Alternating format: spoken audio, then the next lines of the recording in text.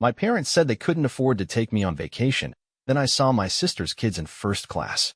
I didn't say a word. But a week later, they weren't smiling anymore. I've always been the other sibling. Not the golden child, not the one who gets praised at family dinners.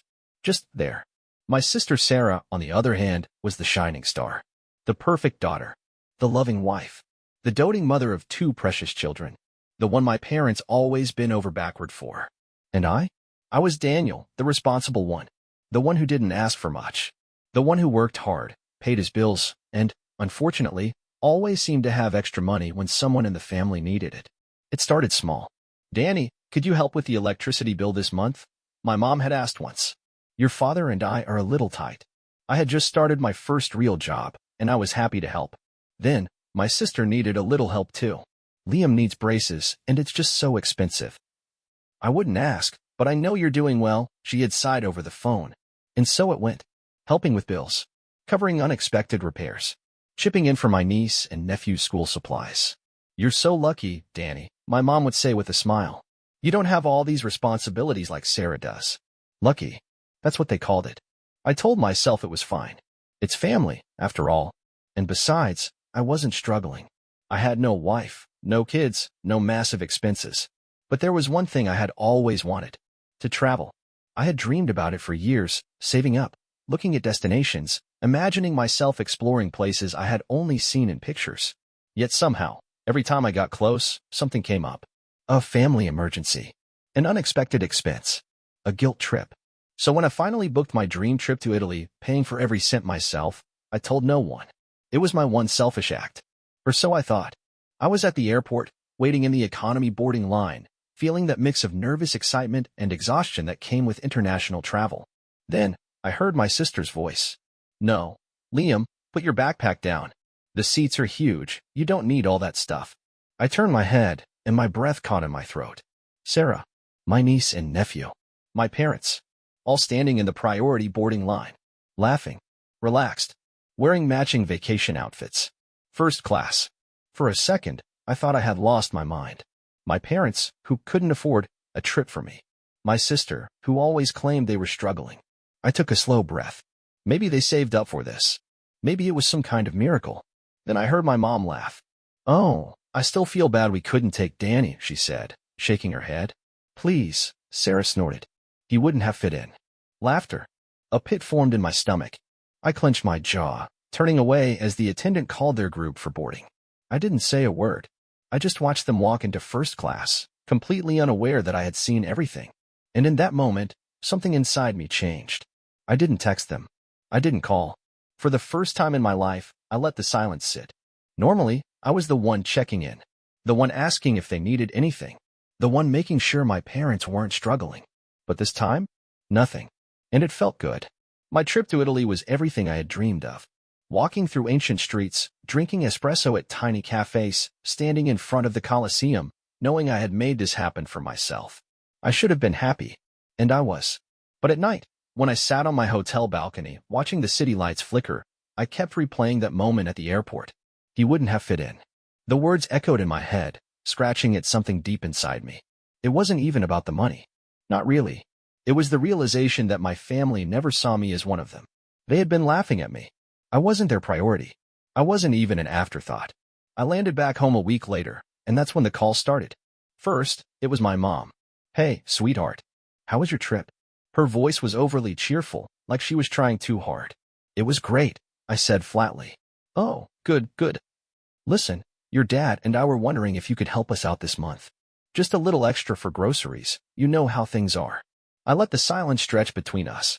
Then, I laughed. It wasn't planned. It just slipped out, sharp and bitter. "Groceries?" I repeated. "You mean like the ones you bought on your way back from first class?" Silence. Then, a nervous chuckle. "Danny, that was different. We had some airline miles saved up, and Sarah found a great deal." "Don't," I cut her off. "Just, don't." "Sweetheart, it's not what you think. We would have taken you if we could, eh? But you could," I snapped. "You just didn't want to." More silence. I could almost hear her scrambling for something to say. "We didn't think you'd mind." I closed my eyes, gripping the phone tighter. "You didn't think I'd mind?" I repeated slowly. No apology. No guilt. Just a casual admission that they never even considered me.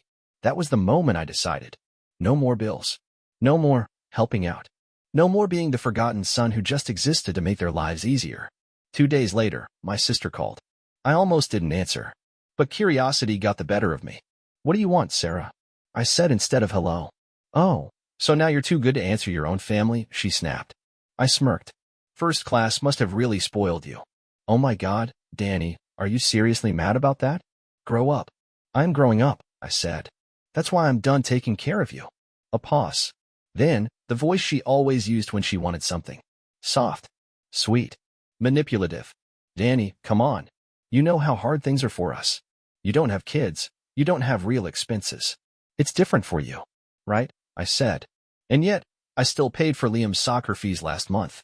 Well, yeah, because you always do, she said, like it was obvious. Like it was my job.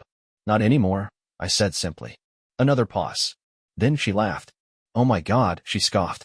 You're actually serious. Wow, you were such a selfish little. Click. I hung up, and for the first time in my life, I felt free. The silence didn't last long. By the next morning, my phone was flooded with missed calls and messages. First, my mom. Mom, Daniel, I don't know what's gotten into you, but this is not okay. We're family. Families help each other. Call me back. Then, my dad. Dad, son, don't be dramatic. You know your sister and the kids need your help. Just be reasonable. Then, Sarah. Sarah, are you actually ignoring mom and dad? Wow, you really think you're better than us now? I didn't respond to any of them. Instead, I got up, made myself a coffee, and sat on my couch in complete silence. Silence I hadn't had in years without someone asking me for something. It felt amazing. But by noon, the guilt-tripping turned into outright panic. Another call from my mother. I let it go to voicemail. A minute later, my phone buzzed with a text. Mom, Danny, please. We have a problem. I rolled my eyes. Another problem. Another crisis I was supposed to fix. Then, another text. Mom, it's about the house. That got my attention. I sighed, debating whether to ignore it. But some stupid, nagging part of me still cared. So I called. What now? I asked the moment she picked up. She sighed dramatically. Daniel, your father, and I didn't want to worry you, but things have been tight. And, well, we're behind on the mortgage. I pinched the bridge of my nose. And you're just telling me this now? We didn't want to bother you, she insisted. But now, well, we need your help. Help? I scoffed. You mean you want me to pay it? It's just this month, she rushed to say. Just to keep us afloat until things settle. Huh, I said, leaning back. Kind of funny that you could afford first-class tickets, but not your mortgage. Silence. Then, a sigh. It wasn't like that, Danny. It was exactly like that. I cut her off. You didn't think twice about spending money on Sarah's kids, but when it comes to your own son, suddenly, there's nothing left. That's not fair, she snapped. You don't understand what it's like to raise children, to have real responsibilities. You're right, I don't, I said coldly. Because instead of having my own life, I was too busy taking care of yours. Silence. Then, finally, in a much softer voice. Danny, we need you. And that was the truth. They needed me. Not because they loved me. Not because they valued me. But because without me, their entire house of cards came crashing down. I know, I said. But you're going to have to figure it out without me. Then I hung up. And this time, I didn't feel guilty at all. The aftermath. The next few days were eerily quiet. No texts. No calls. No sudden guilt trips. For the first time in years, I was completely free. But I knew it wouldn't last. Sure enough, on the third day, my sister showed up at my apartment. I heard the knocking before I even looked at my phone. Sarah, open the door. I took my time getting up. I wasn't in a hurry to deal with her. When I finally opened it, Sarah barged in without waiting for an invitation. What is wrong with you? She hissed, slamming her purse onto my kitchen counter. Excuse me. I raised an eyebrow. You know exactly what I'm talking about, she snapped. Mom is losing her mind. Dad is freaking out. And now I'm stuck dealing with all of it because you decided to have a tantrum. I crossed my arms. You mean you're finally dealing with it? For once. She rolled her eyes. Oh my God, don't be so dramatic. You know well that they need help. You're just punishing them because you're jealous. Jealous? I repeated, laughing in disbelief. Yes, Danny. This is about the trip, isn't it? You're mad because we didn't invite you, and now you're throwing a fit. I shook my head. You really don't get it, do you? Sarah scoffed. Oh, please. Enlighten me. I took a deep breath, forcing myself to stay calm. It's not about the trip, Sarah, I said. It's about the fact that for years, I've been the one making sure this family stays afloat. I've covered bills, helped with your kids, paid for emergencies, while you and Mom and Dad acted like I didn't exist unless you needed money. She crossed her arms. That's not true, isn't it? I asked. When was the last time Mom called me just to check in? Or Dad asked how I was doing? The only time my phone rings is when one of you needs something. And I let it happen because I thought that's what family does. But then I saw you all, sitting in first class, laughing about how I wouldn't fit in. Her face paled. I had her. So no, I continued. This isn't about the trip. This is about me realizing, for the first time, that I was never part of this family. I was just your safety net. And I'm done being that. Sarah's mouth opened and closed, but no words came out. For the first time, she had no comeback. Finally, she grabbed her purse. Fine, she said stiffly. Do whatever you want. But don't come crawling back when you realize what a mistake you've made. I smiled. Don't worry, I said. I won't. She slammed the door on her way out. And for the first time in my life, I felt free.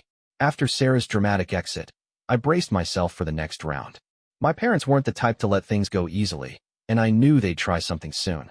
Sure enough, the next day, my phone lit up with a message from my dad.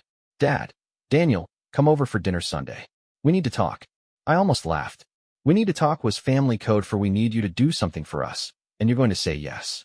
I had fallen for it so many times before. Not this time. Me, I'm busy. A minute later, my phone rang. I sighed, answering only out of curiosity. What? Daniel, my dad started, his voice firm but trying to sound reasonable. Enough is enough. You're acting childish. Am I? I said, leaning back on my couch. Because from where I'm sitting, I'm the only one acting like an adult. A pause. Then he sighed. Son, you're making this harder than it needs to be. We're family.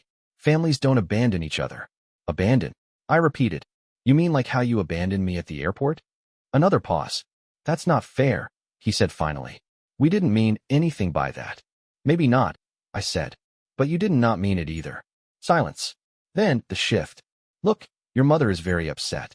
She's been crying over this. She just wants things to go back to normal. There it was. The guilt trip. So do I said. But normal means me being treated like a walking wallet. And I'm done with that. That's not what this is about. Then why are you calling me now, Dad? I cut him off. Why didn't you call just to check in last week? Or the week before? Why is it only when you need money? Silence. A longer one this time. Then, with a sigh, my dad finally said, I don't know what you want from us, Daniel. Nothing, I said. That's the whole point. And then I hung up. The next phase, desperation. For the next few days, I waited for something else. Another call, another text, maybe even another unwanted visitor. But nothing came. It was too quiet. Then, one evening, as I was getting ready for bed, my phone buzzed with a message from Sarah. Sarah, I hope you're happy. Mom and Dad are in trouble because of you. I rolled my eyes. Me, they'll manage. Sarah, no, actually they won't. They're 2 months behind on their mortgage, and the bank is already sending notices. But I guess that doesn't matter to you, does it? Me, it didn't matter when you were buying first-class tickets. Sarah, oh my God, let it go. That was one time. Me, yeah? And it was the one time I saw the truth. She didn't respond after that. The next morning, my mom called again. This time, I answered. Danny, she sniffled. We're in trouble. So I've heard. The bank, they're threatening foreclosure. I stayed quiet, waiting. I know things have been tense, she continued, her voice shaking. But we're your parents. Please, just help us this one last time. Oh, one last time. The exact phrase they had used the first time they ever asked me for money. No, I said simply. Danny. No, I repeated. You made your choices. Now you get to live with them. Silence. Then, the shift, from sadness to anger. You're being selfish, she snapped. After everything we've done for you, this is how you repay us. Done for me, I repeated, laughing bitterly. Mom, name one thing. One single thing you've done for me in the last 5 years that didn't involve asking for money. Nothing. Not a word. And that was my final answer. Good luck, Mom, I said and hung up. When the smiles finally faded. A week passed. Then 2. Then, finally, I heard the news. Sarah had caved. She had dipped into her savings to help our parents, something she had never done before, not when she had me to do it.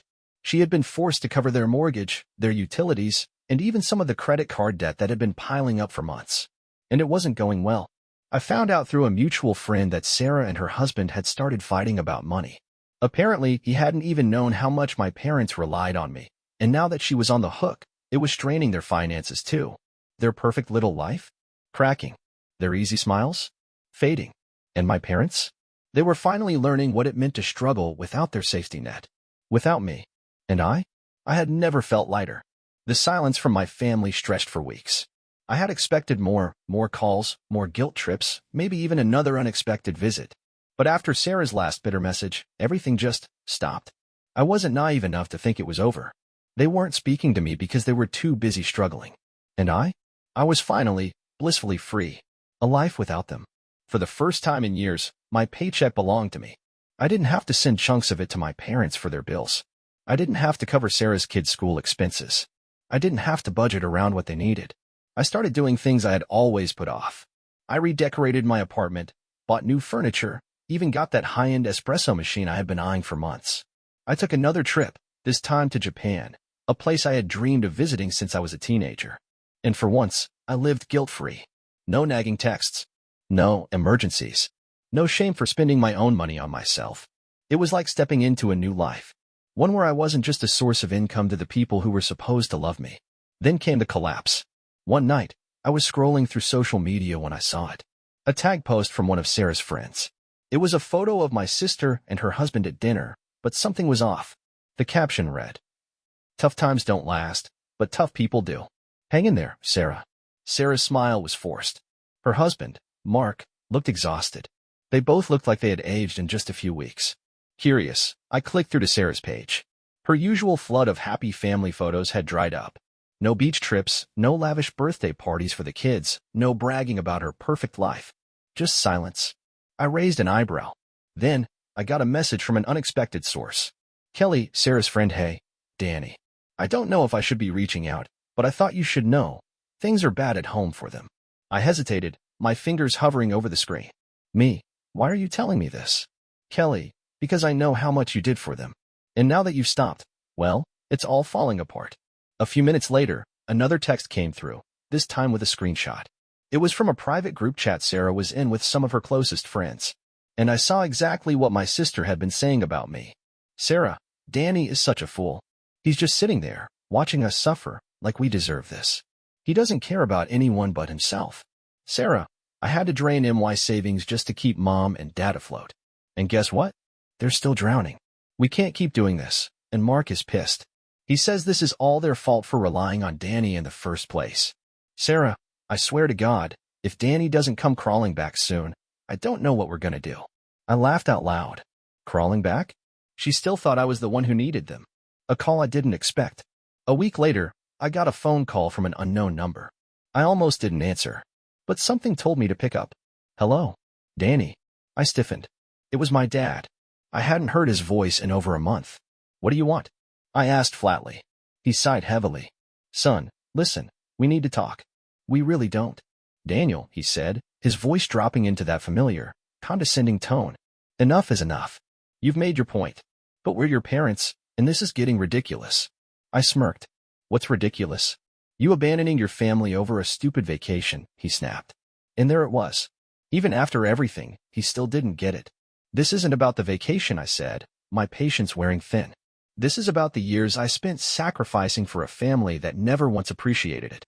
"That's not true," he said quickly. "We always appreciated you." "Then why was I never invited?" I cut him off. Silence. I could hear him breathing, hear the weight of the question settle into his chest. But he wouldn't admit it. "Look," he said instead, "we can fix this. Your mother and I." "Fix what, Dad?" I interrupted again. "The fact that I finally have boundaries? The fact that you can't manipulate me anymore? Because that's not fixing anything. That's just going back to the way it was." Silence again. Then, finally, a sharp exhale. "Sarah's struggling, Danny. She needs help." I laughed. I couldn't help it. "Oh, so now Sarah needs me? She's drowning. Mark's talking about selling the house. The kids don't understand what's happening. Not my problem. Daniel, be reasonable." "I am," I said calmly. For the first time in my life, I'm being completely reasonable. A long silence. Then, my father's voice turned cold. "So that's it? You're just walking away?" You walked away first, I reminded him. At the airport. Remember? More silence. Then, finally, a bitter, clipped. Fine. And he hung up. The final goodbye. That was the last time I ever heard from my father. I expected another round of begging from my mother, but it never came.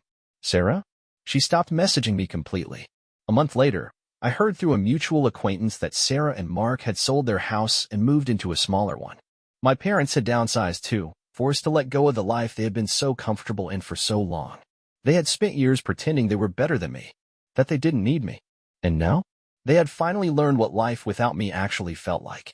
And I was free, not just from the financial burden, but from them. I didn't owe them my success. I didn't owe them my money. And I didn't owe them my forgiveness. So I took a deep breath, blocked their numbers, and never looked back.